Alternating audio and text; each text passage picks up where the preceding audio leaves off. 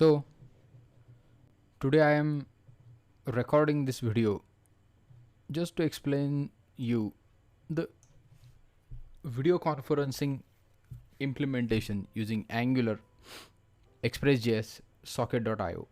Now you'll ask the question, why sudden video conferencing using Angular 9 and Socket.io and Express.js? Because recently I got one notification that one of the ministry, that is Ministry of Electronics and Information Technology, Government of India, has announced one video conferencing challenge. And the requirement for the challenge are described here. You can read it, right? You can get it on any link. Go MeitY link, MEITY. You'll get this link over there. You can get that link, or I can put in the description. Right, they have explained in detail how challenge is going to work, what is the evaluation criteria, what is the eligibility criteria, and everything they have explained over here. You can check it. I have written the code in Angular 9, and I have made this repository open source. You can see the repository. Here you will find Angular application and the signaling server. Right, and this repository is completely open source. Well, this is not a complete repository, but 25 to 30% code has been done. I was studying a couple of weeks. What do you mean? How to create a web conferencing? What is a video conferencing? What are the different ways to execute it? And I realized that video conferencing GitHub, you will find many open source systems are available. See, jitsi is one of the fantastic thing. If you want to get as it is, and if you want to deploy it, you can straight away get it and use the jitsi, which is all the requirements from this are getting satisfied by the jitsi. You can download the server and you can deploy it, and your video conferencing is done. jitsi, you can go to the jitsi and search. Right, so that is nothing but the jitsi is right. It's ready to deploy.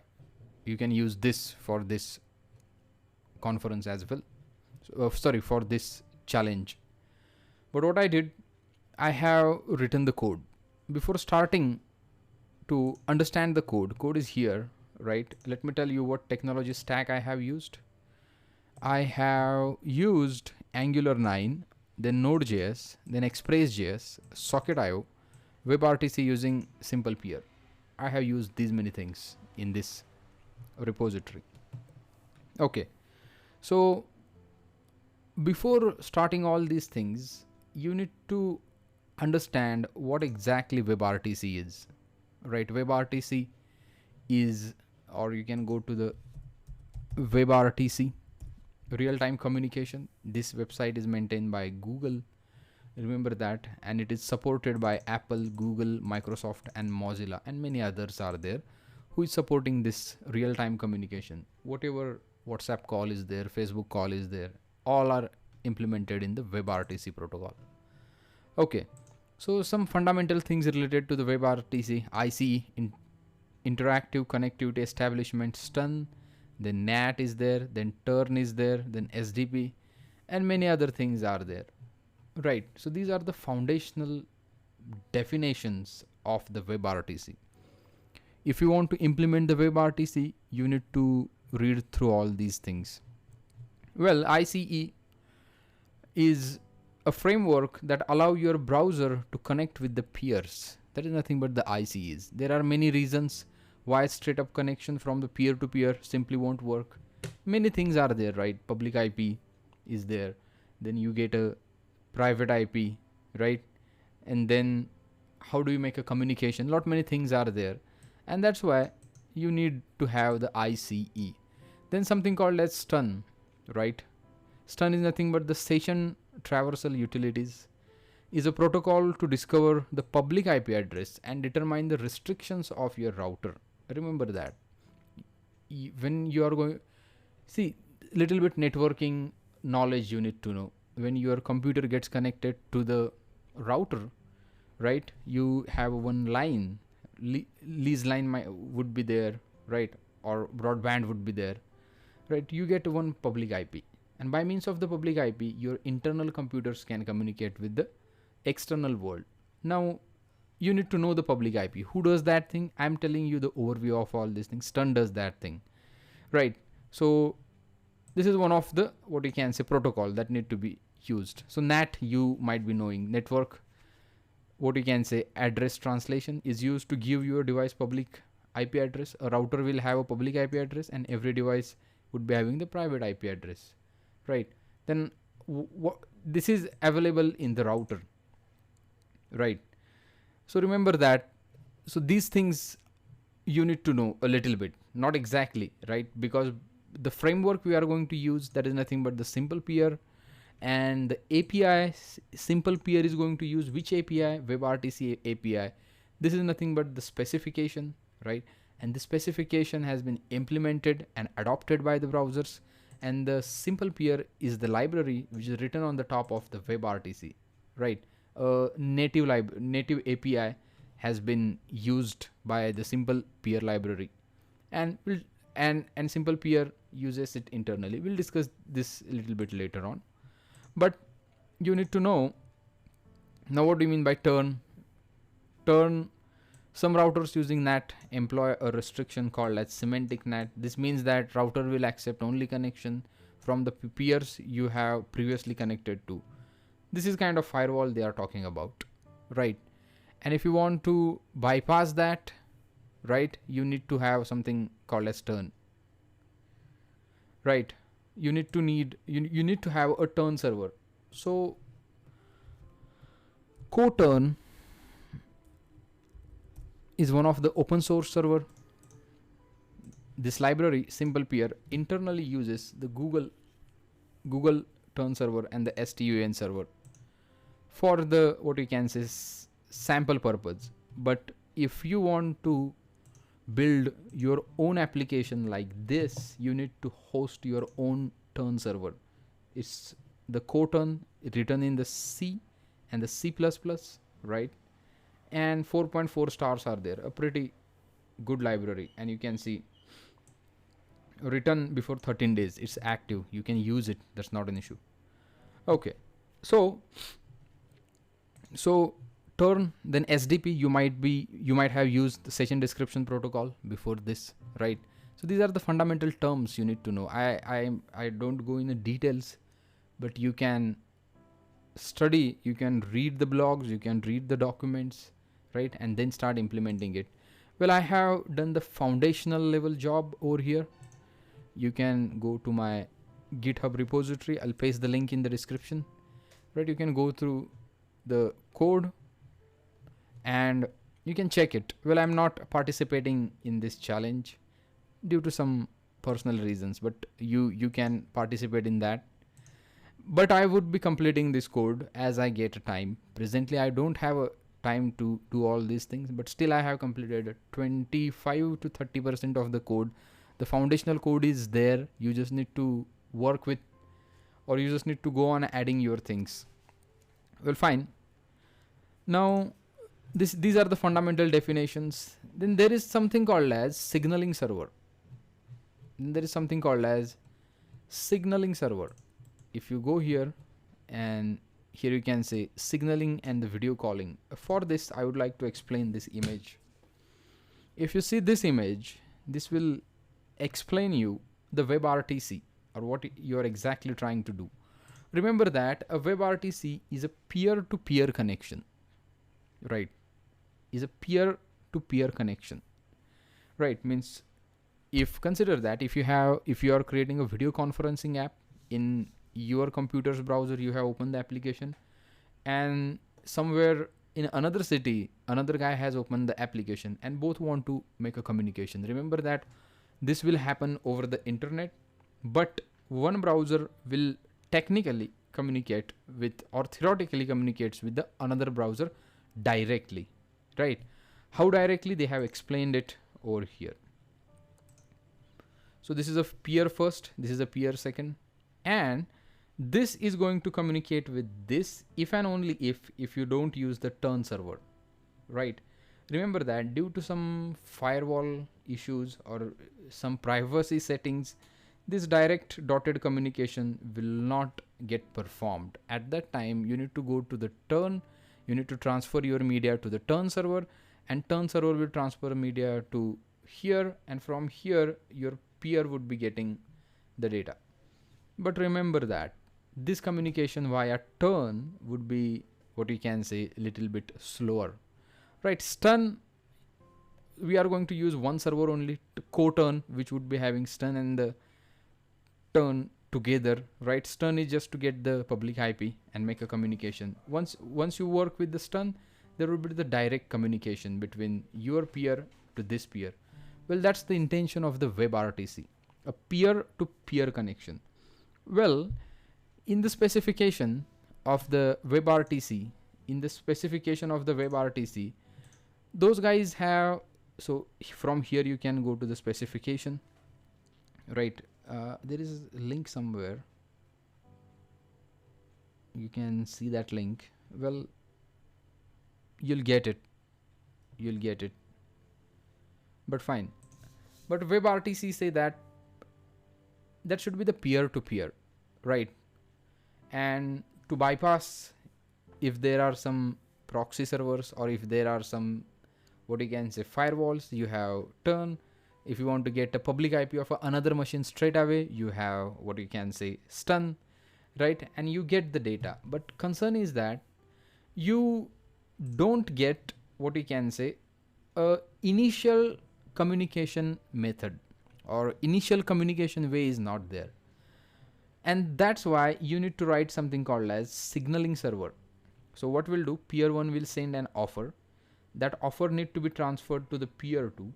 Then peer 2 will get all the data related to this public IP and all other things related to this peer from that offer, and it will create its peer accordingly, and it will send an answer by means of the signaling server to the original peer or the peer 1, and the connection would be getting established.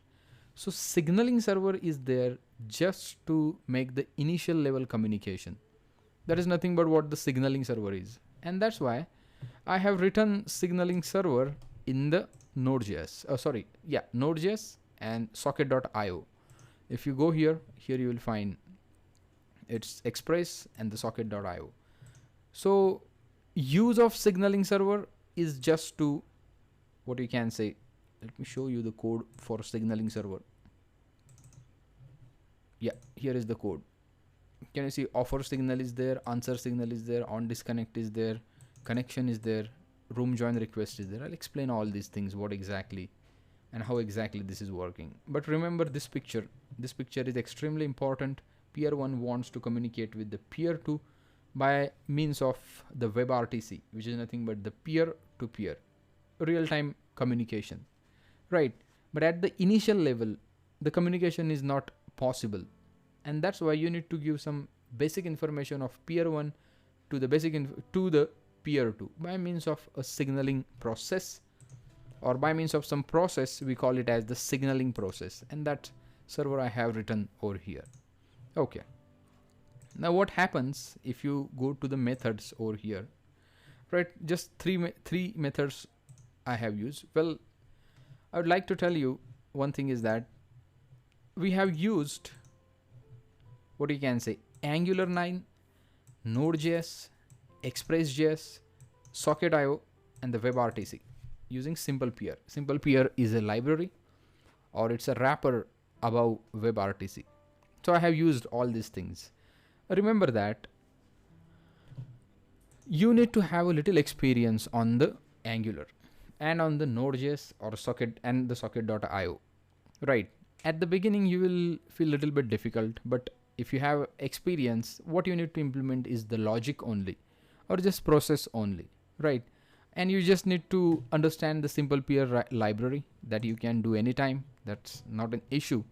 This is a fantastic library and pretty active. You can see 6 days ago, recently used by 4.8 and stars are 3.7. This is a fantastic library I have seen on the top of WebRTC. Well, same thing we are going to implement. This thing we are going to implement. The signaling we are going to implement. The peer-to-peer communication we are going to implement, right? And this thing would be happening behind the scene by means of the co-turn server, right? Presently, SimplePeer internally have not used the co-turn server. They have internally used some Google related stun servers, right? But not an issue. You can host your own co-turn server and give IP address to all of that, and that's it, right? Now, when you talk about the WebRTC, right, you need to transfer the video and the audio. Remember that what you need to transfer. So first you need to get the video and video audio. If you can see, I have used the ng on init over here, and after using the ng on init, there is one method on the navigator object, navigator.mediadevices.getUserMedia. Here you have passed video and the audio, right? Here you have specified I need 300 pixels width, 300 pixel height, and I need audio as well. When this method would be getting invoked, on the browser, right? On the browser you will get one pop-up which will say this application wants to access your camera and your audio. Do you want to allow it? Just say okay. Then what will happen? You'll get the video and audio stream over here. Can you see this stream over here? And what I did in the HTML, if you can see, just a video tag is there. If you can see the video tag, right? Into this video tag, your video is going to play. And here we have created, I'll show you. Well, the problem is that I cannot run because the camera is accessed by the OBS. My recording software has already acquired the camera. So that won't work over here. I need to stop accessing camera and then I need to run it. Then you can see. Well, don't worry about that. Just go to the repository, right? Just go to the repository, clone the project, npm install, and you can run. You'll find that's working properly. Okay. So here video tag, your video is going to shown over here, and here you can see star ng4 means as another peers are going to get added at the bottom, their videos are going to be run. Are you getting my point? What exactly happening? Means at the top your video is there, at the bottom your peers would be there, right? So here once you get the video stream, if you can see, I have used the local reference over here. To the video tag I have used the local reference, so I can access by means of view child, and to that I have assigned the source object. So whatever stream I get from the get user media, that stream has been allocated to the video tag by means of the source object. Can you see this? And just make a play. Once you make a play, your video would be getting started in the video tag, right? After that, what I did over here is the signaling. After that, whatever you see over here is the signaling, right? See this. So what will happen? The pop-up will come, you'll allow audio and video, your video would be getting start playing.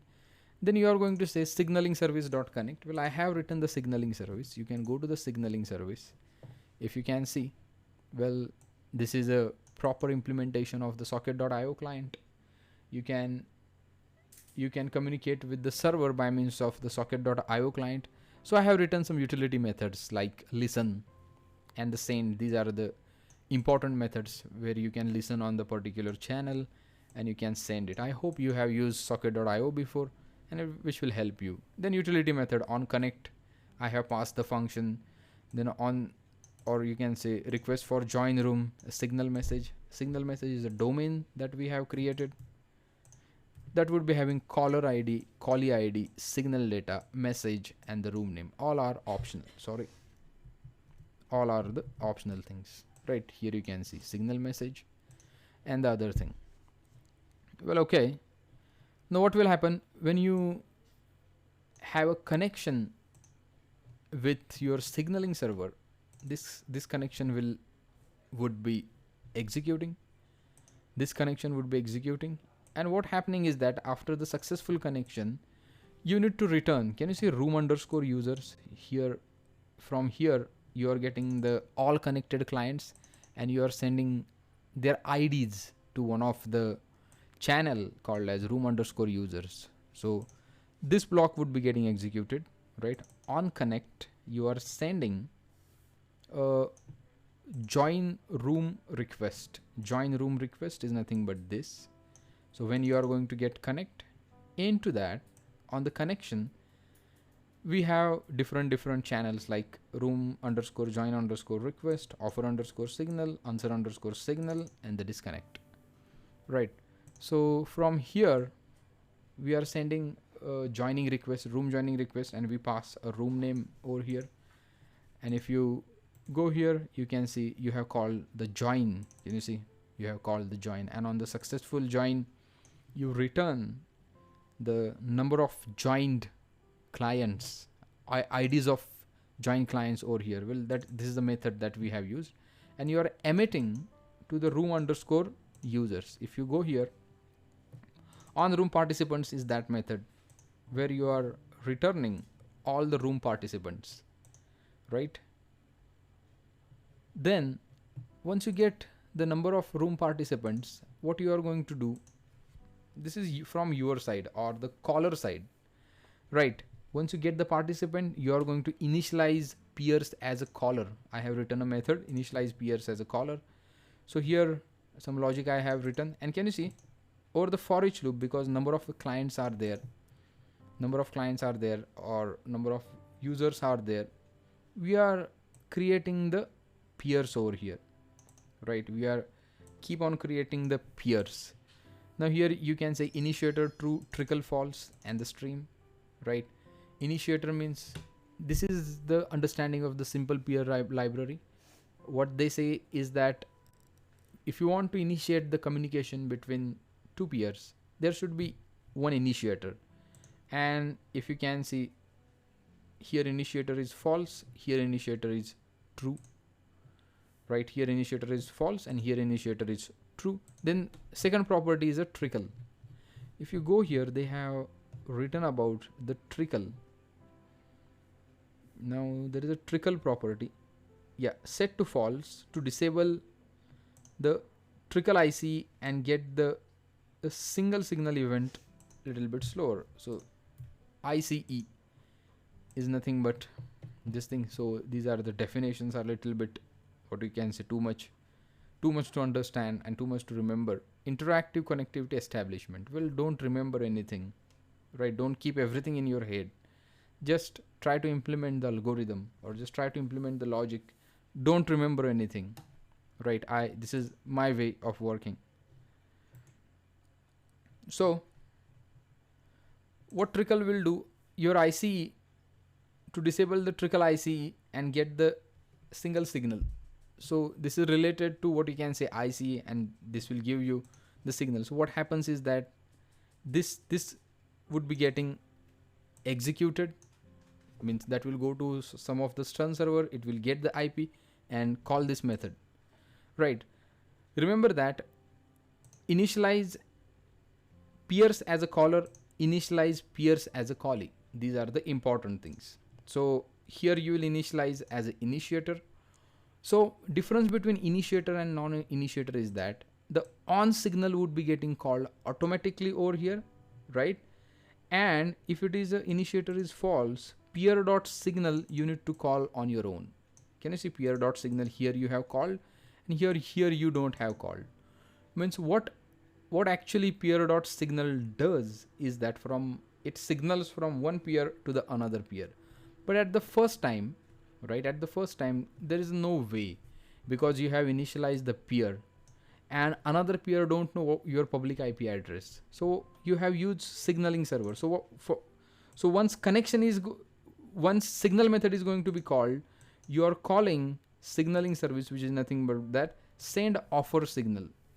the moment the send offer signal is going to be called, can you see this channel on the signaling server would be getting invoked, and it is going to emit. Can you see payload.caller ID, and it is going to emit to the channel called as offer.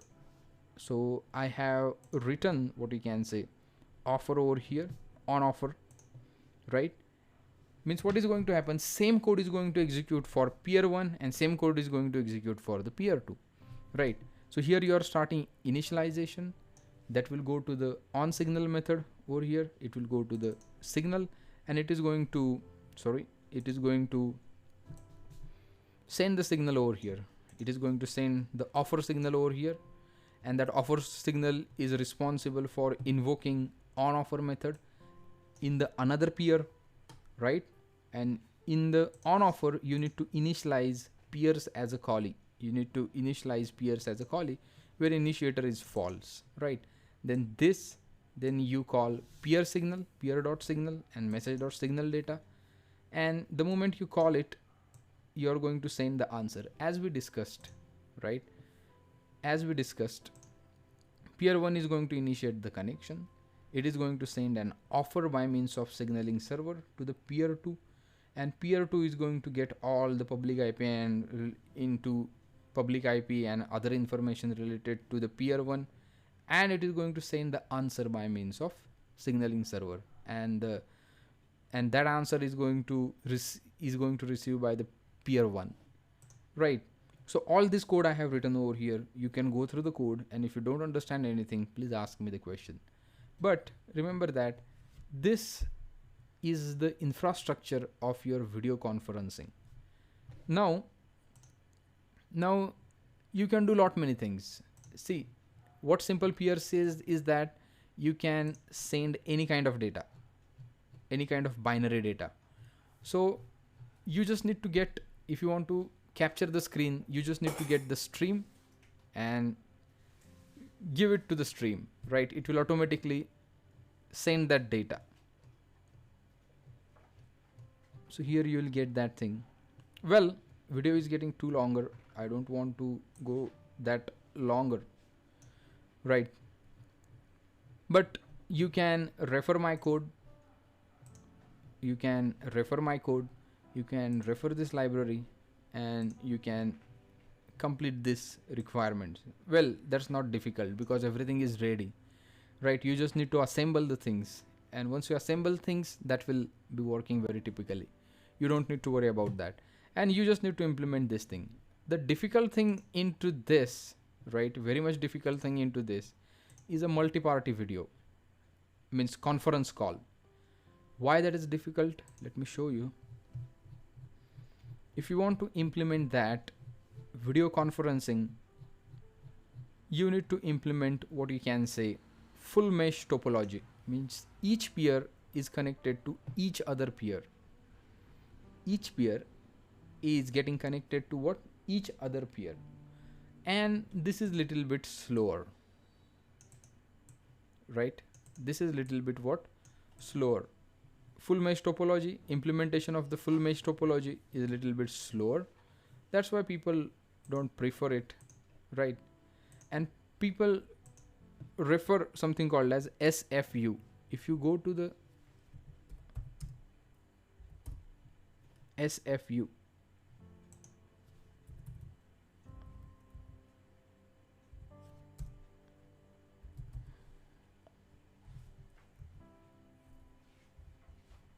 SFU forwarding WebRTC. Yeah, it's a selective forwarding unit, right? So SFU WebRTC GitHub, there is one server I have seen. Yeah, it's a gateway. You can use this, or it's complete server actually. You can use this as well. But remember that if you want to skip for what you can say full mesh technology or full mesh topology, you need to go with the SFU. You need to go with what? SFU, selective forwarding unit. So one of the gateway that you need to use, right? This is a little bit difficult to implement actually. Jitsi Meet is the server that already have implemented the SFU. So you need to refer this code as well if you want to refer, right? So what we have discussed is that what is a WebRTC, what is a SimplePeer, and a little implementation of the SimplePeer and the WebRTC. You can check the code. I will give link in a video description and you can check it. I hope this is enough. Well, if you want to implement, you can implement it and you can apply it. I think date is 30. Application due date, okay, 7 May. You can apply it till 7 May, but just cross verify. I think